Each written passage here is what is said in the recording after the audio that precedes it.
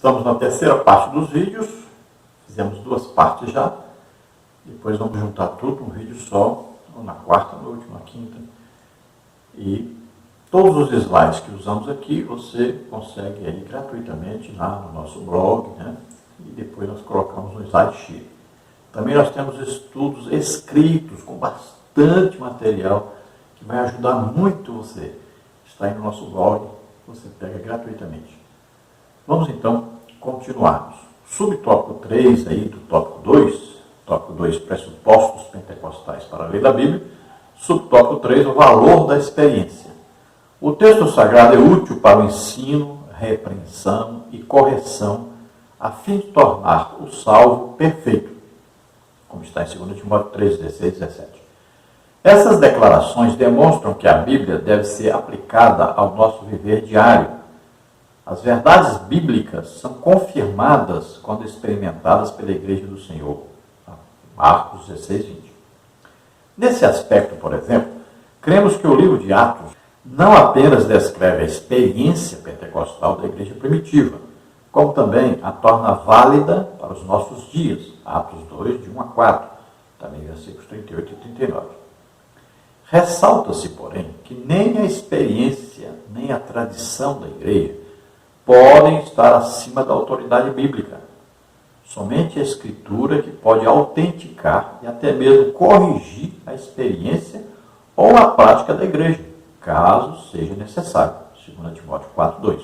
Então a Bíblia, a palavra de Deus, nós estudando, lendo a palavra, esta palavra ela é capaz então de trazer a nós o ensino, a repreensão quando é necessário, correção, que rumo seguir, né? Orienta para nós. E isso tudo tem como objetivo o quê? Tornar o salvo cada dia mais perfeito. Nunca ele vai ser perfeito enquanto estiver na terra, só após o arrebatamento. Mas enquanto isso, nós vamos olhando para Jesus, o autor e consumador da nossa fé. E temos aí o objetivo de sermos mais parecidos com Jesus a cada dia. Então a Bíblia deve ser aplicada ao nosso viver diário. Temos que ler todo dia a Bíblia. Então as verdades bíblicas, o que está escrito na Bíblia, vai se tornando prática em nossa vida. Então nós vamos experimentando na prática aquilo que está escrito na Bíblia. Então, por exemplo, quando pegamos o livro de Atos dos Apóstolos, ali o que? É a prática da igreja, é a história da igreja, quando começou a igreja. Então, tudo aquilo que acontecia ali deve acontecer com a igreja hoje. Então, nós vamos ver aí vários milagres, aí, sinais, prodígios, maravilhas, operados através de Pedro, de Filipe, de Estevão, de Paulo. Então, isso tudo que acontecia com eles deve acontecer conosco. Vamos ver eles pregando o Evangelho, abrindo igreja, tudo. Isso deve acontecer conosco. Isso deve acontecer em nossos dias, porque nós lemos a Bíblia nesta perspectiva de que o que existia ali deve existir hoje. E é assim que nós devemos ler a Bíblia. Praticarmos o que está escrito na palavra de Deus. Então Jesus ensinava, pregava e curava a todos. Então a igreja, o que faz? Nós vamos ver em Atos dos Apóstolos que eles faziam a mesma coisa, imitavam Jesus. Ensinavam, pregavam e curavam as pessoas. E hoje, nós temos que, quando lemos a Bíblia, colocarmos em prática isso também. É nosso dever ensinar, pregar e curar todas as pessoas. Isso é colocar em prática o que está escrito na palavra de Deus. Esse é o sentido correto do estudo da palavra de Deus. Então nós pegamos pessoas hoje que dizem que são exegetas, só que para eles aquelas coisas que aconteciam não acontecem mais. Que exegeta é esse? Ele não compreendeu aquilo que está escrito. Ele só sabe a teoria, não sabe nada da prática. Ou seja, a Bíblia não faz efeito na vida dele. Para ele, aquelas coisas são para aquele tempo só, não são para hoje. Então a Bíblia é a união da teoria com a prática. em nossas vidas, então, deve acontecer exatamente isso. O que está escrito e a prática do que está escrito. Aí sim, é uma vida cristã correta, é uma exegese correta, bíblica, e aí inspirada pelo Espírito Santo. Agora, a prática é baseada no quê? No que está escrito na Bíblia.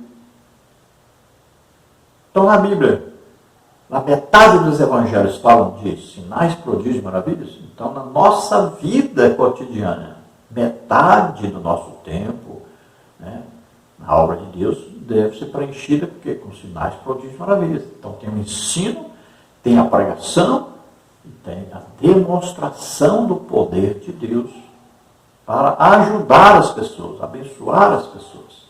No tópico 3, nós temos regras básicas de interpretação. Subtópico 1, a Escritura é sua própria intérprete.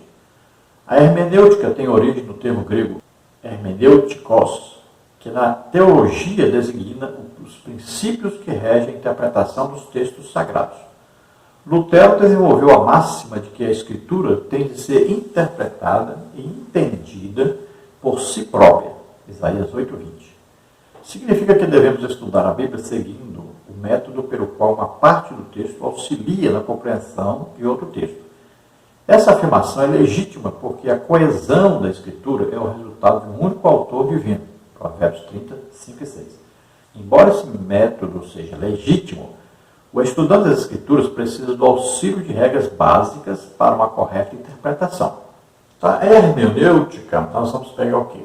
Os textos e contextos da Bíblia. Então, a Bíblia, ela se explica a si mesma. Agora, é claro, sempre com o auxílio do Espírito Santo, para nós entendermos claramente. Então, podemos ter pessoas que compreendem assim textos e contextos. Eles estudaram muito isso, né? Tem os livros e mais livros escritos sobre isso. Então, esse texto aqui quer dizer isto porque combina com o texto tal, que contexto tal, que lá e tal. Só que existe também aí um entendimento espiritual e que muitas vezes as pessoas não têm, porque não se submetem ao Espírito Santo. Então a hermenêutica, ela vai trazer para nós um estudo de textos e contextos, pegando tudo que existe na Bíblia sobre esse determinado assunto. Agora tem que tomar cuidado, mas tem que prestar atenção. Muitas vezes um texto que combina com esse outro texto não tem nada a ver com esse outro texto. Então uma palavra aqui não quer dizer que aquela palavra lá quer dizer a mesma coisa daqui. Por exemplo, dom palavra de sabedoria. Aí a pessoa pega a sabedoria na Bíblia e vai catando para todo lado. Sabedoria. Fala, não, esse dom quer dizer isso. Não. O dom palavra de sabedoria é uma revelação sobrenatural do Espírito Santo a respeito do futuro. Olha, o que tem a ver com essa palavra de sabedoria que a pessoa está procurando para todo lado? Aí quer dizer sabedoria de Deus revelada. É uma revelação de um futuro.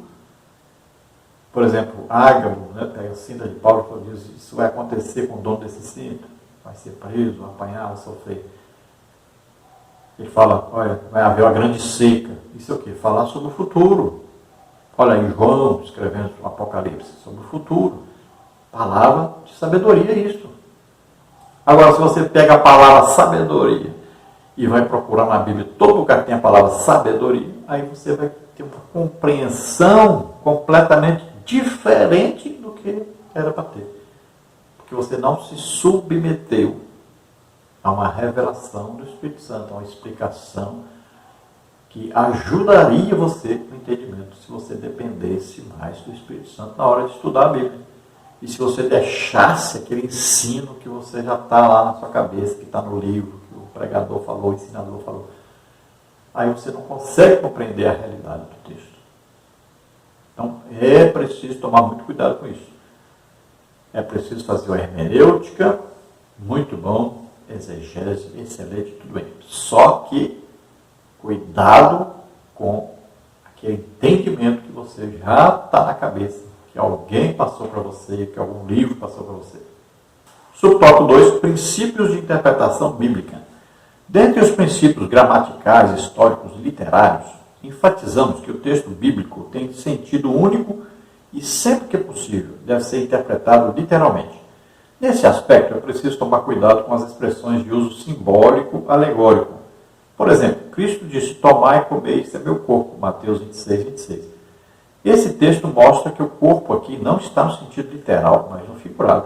Outro princípio refere-se ao contexto, isto é, analisar os versículos que precedem e seguem o texto que se estuda. Diz a máxima que texto fora do contexto é pretexto. Desse modo, observado esses princípios, a Bíblia precisa ser interpretada no todo. Nenhuma doutrina pode basear-se em um único texto ou em hipóteses particulares. 2 de Pedro 1,20. Então existem princípios, Princípios aí, gramáticos, históricos, literários. Então tem os princípios para você estudar a palavra de Deus. Tudo isso importa. Agora é preciso tomar cuidado, porque o sentido bíblico é único. Ele não pode ser colocado de acordo com o desejo da pessoa. Existem Bíblias aí, por exemplo. Existem Bíblias hoje com traduções, que agradam aqueles que produziram essas Bíblias. Então lá vai apoiar pecados, por exemplo, sexuais. Então fazem Bíblias, produzem de acordo com as suas vontades. Olha só, isso é impressionante, perigosíssimo, porque a própria Bíblia diz que essas pessoas, todas as pragas, todas as maldições que estão na Bíblia vão cair sobre essas pessoas que mudam a palavra de Deus, que mudam o sentido, fazendo isso propositalmente, sabendo que estão mudando por conta própria. Então, um exemplo aí, falando sobre a Santa Ceia, Aí quem não comer da minha carne, não beber do meu sangue, olha só. A pessoa fala: o que é isso? Nós vamos pegar o corpo de Jesus, partir em pedaços, vamos comer? Vamos pegar o sangue de Jesus e beber? Olha só.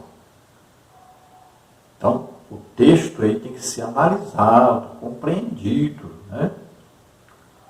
Então, a Santa Ceia, ali, aquele pão que nós comemos, é um pão normal. Não é o corpo de Jesus que nós estamos comendo. Nós não somos antropófagos. Então tem ali uma simbologia. Aí o suco de uva que nós bebemos ali não é o sangue de Jesus, não se transformou em sangue de Jesus. Essa transubstanciação que é ensinada por aí, Então, cuidado com isso, porque ali é só uma simbologia. Não é o corpo de Jesus que você está comendo, não é o sangue de Jesus que você está bebendo. Então ali é um pão e é um suco de uva. Então simbolizam o corpo e o sangue de Jesus. E assim temos em vários lugares na Bíblia. O livro de Apocalipse, por exemplo, tem a parte literal, mas também tem a parte que são o quê? Símbolos. Então são, por exemplo, aí a besta, Tem a besta que é Satanás, tem a besta que é o anticristo. O anticristo não é uma organização, Não, o anticristo é uma pessoa. Então temos que ler, tomar cuidado com as coisas. E compreendermos bem as coisas, estudarmos detalhadamente. Aí tem os textos, os contextos, mas também tem muita simbologia, tem também tipologia. Veja lá, Abraão vai oferecer seu filho Isaque em sacrifício. Olha, Abraão representando que, tipologicamente, ele está representando Deus, Pai. Isaque, tipologicamente, representa o quê? Jesus Cristo. Então, o tipo, Abraão, tipo, Isaque, agora antítipo, Deus, Jesus. Então, na Bíblia você tem que estudar essas coisas aí, compreender sobre todos esses assuntos, para poder ter o conhecimento realmente claro do que o Espírito Santo está nos ensinando. Olha lá, Eliezer vai buscar uma noiva para Isaque. Isaque representa quem? Jesus. A noiva é quem? A igreja. E o Eliezer representa quem? O Espírito Santo. Olha, Então são tipologias, são estudos que nós temos que fazer minuciosos da palavra de Deus para entendermos. Agora, a interpretação não pode ser a nosso bel prazer, não é do jeito que nós queremos, é do jeito de Deus. Subtópico 3, os perigos da hermenêutica pós-moderna. Nossa ortodoxia refuta todo e qualquer método que nega a inspiração verbal e plenária da Bíblia e sua consequente autoridade. 2 de Pedro 21. Assim sendo, o intérprete não pode criar outro cânon dentro do cânon bíblico, ou seja, não cabe ao estudante fragmentar ou relativizar os textos inspirados. Não se pode empregar métodos subjetivos focados no leitor em prejuízo do texto e do autor bíblico. Ratificamos que as experiências devem ser submetidas ao crivo das Escrituras Sagradas. Atos 17, 11. Por fim, reconhecemos que as técnicas hermenêuticas não são infalíveis. Durante o processo de aplicação dos métodos interpretativos, necessitamos da iluminação do Espírito Santo. 1 Coríntios 2,12.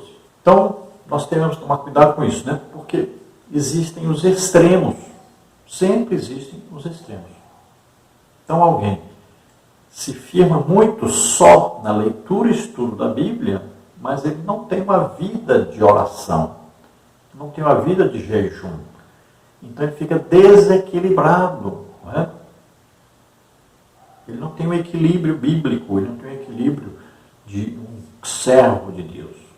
Então ele tem que ter as duas partes unidas.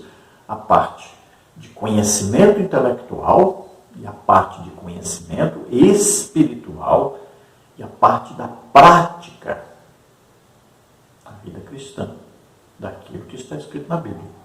Então essa prática, né, as manifestações, por exemplo, do Espírito Santo, vão o quê?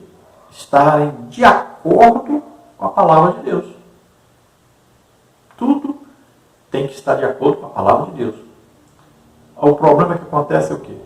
É que a palavra é apenas aprendida intelectualmente, mas não é absorvida espiritualmente e nem é colocada em prática como está escrito na Bíblia.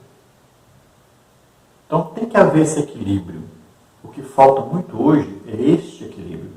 E o que acontece é que fica a igreja dividida entre aqueles que são apenas teóricos, intelectuais, sem a parte espiritual, e tem aqueles que trabalham muito na parte espiritual, na oração, no jejum, mas não gostam de estudar a Bíblia. Então ficam dois grupos e se dividem. Muitas vezes perseguem um ao outro, dentro da própria igreja. Veja só que coisa impressionante. A gente nota isso claramente hoje. E como a parte espiritual é a parte que não tem um controle financeiro, então ela sempre está sendo prejudicada. E aí a parte intelectual é a que tem o controle financeiro, domina. Era para as duas estarem unidas. E aí o ganho, o proveito seria maravilhoso.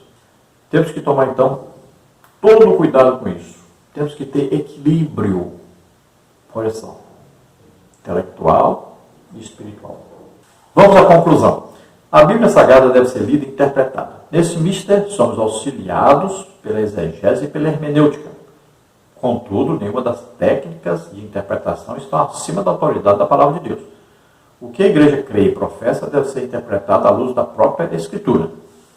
Então, vimos que a Bíblia deve ser lida e estudada para ser compreendida. Sempre temos aí as técnicas, né, para melhor acessarmos a palavra de Deus, mas temos que ter também o Espírito Santo auxiliando nessa interpretação, nesse conhecimento. Sempre nós vamos ver que a Bíblia, como um todo, deve ser a autoridade máxima na compreensão para os textos bíblicos e a nossa vida prática. Importante você saber que você deve, então, ler a Bíblia toda, todo ano, deve estudar a palavra de Deus sempre. Isso é muito importante. Impressionante que nós vemos ainda igrejas que não têm uma escola bíblica dominical nos dias de hoje. Isso é um grande prejuízo para a igreja. E, infelizmente, existem muitas. E muitas que pararam de ter a escola bíblica dominical e continuam paradas. Isso é um grande prejuízo. Então, temos que estudar a palavra de Deus. Nossas crianças precisam urgentemente estudar a palavra de Deus. Todos devemos estudar a palavra de Deus. Valorize a escola bíblica dominical em sua igreja. Vamos orar agora.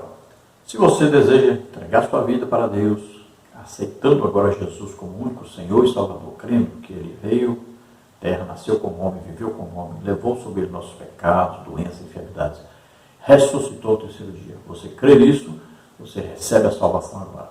Vamos orar também por aqueles que estão doentes e estão enfermos. E Jesus cura você agora. Vamos orar. Pai querido, em nome de Jesus, te apresentamos essas vidas que se chegam a Ti, arrependidos dos seus pecados, crendo que Jesus Cristo, Teu Filho, veio a este mundo, viveu como homem, levou sobre ele nossos pecados, doenças, enfermidades, maldições, e ressuscitou o terceiro dia. Em nome de Jesus, Senhor, te peço, salva agora essas vidas, escreve seus nomes no livro da vida, concede a eles agora o Espírito Santo. La grada coste forme classe ecriti festo reverhal ministério.